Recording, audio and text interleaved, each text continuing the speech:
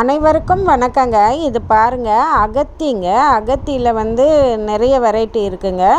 இப்போ பார்த்தீங்கன்னா இது சிவப்பு அகத்திங்க. சிவப்பு அகத்தி அப்படின்னும் போதே கொஞ்சம் ஸ்பெஷல்னு தாங்க சொல்லலாம்.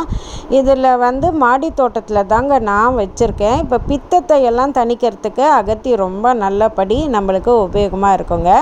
இப்போ அகத்தி கீரையை நம்ம சமைக்கிற மாதிரி இந்த சிவப்பு பூக்களையும் அகத்தி பூக்களையும் நம்ம சமைக்கலாங்க.